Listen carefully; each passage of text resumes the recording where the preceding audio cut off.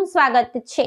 જામનગરમાં 12 થી 20 ફેબ્રુઆરી 2026 દરમિયાન યોજાશે સર્વપ્રથમ વિશ્વ કક્ષાનો અશ્વમેઘ મહાયજ્ઞ।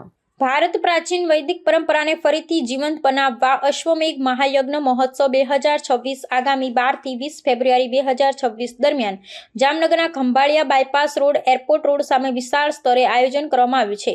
આ ભવ્ય યજ્ઞનું આયોજન રિધમસ ફાઉન્ડેશન દ્વારા કરવામાં આવી રહ્યું છે, જે છેલ્લા કેટલાય વર્ષોથી સામાજિક, સાંસ્કૃતિક અને આધ્યાત્મિક કાયાકલ્પ માટે કાર્યરત અગ્રણી સંસ્થા તરીકે ઓળખાય છે।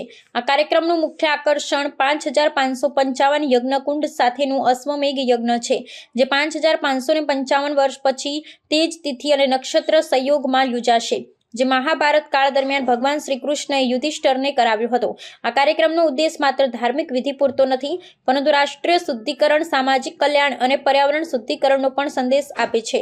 આ કાર્યક્રમ દરમિયાન આચાર્ય પંડિત રવિન્દ્રભાઈ શાસ્ત્રીજીના માર્ગદર્શન હેઠળ 1250 કરતાં વધુ આચાર્યો ને પુરોહિતો મંત્રોચ્ચાર અને અગ્નિહોત્ર કરશે। આ યજ્ઞ દરમિયાન ઉપયોગમાં લેવાતા અનાજ, ઔષધીય વનસ્પતિઓ, ઘી, ચંદન, કપૂર, ગુગળ ને હિમમધ જેવા તત્વોએ પર્યાવરણને શુદ્ધ બનાવે છે ને રોગ પ્રતિકારક શક્તિ વધારે છે। વૈજ્ઞાનિક અભ્યાસો અનુસાર આવો યજ્ઞ દરમિયાન વાયુમંડળમાં શુદ્ધિકરણ થાય છે અને આસપાસના વિસ્તારમાં ગુનાખોરીનું પ્રમાણ ઘટે છે। અશ્વમેઘ મહાયજ્ઞ મહોત્સવના વિશેષ આકર્ષણોની વાત કરીએ તો શ્રીમદ ભાગવત કથા અને ધર્મસભા, વિખ્યાત કથાકારો ને સંતો દ્વારા રોજનું વેદાંત પ્રવચન થશે। કૃષિ મેળો, આધુનિક ખેતી અને કાર્બનિક તકનીકોનું માર્ગદર્શન આપવામાં આવશે। આ સાથે MSME અને વેપાર મેળો, સ્થાનિક ઉદ્યોગ સાહસિકો માટે તક ઊભી થશે।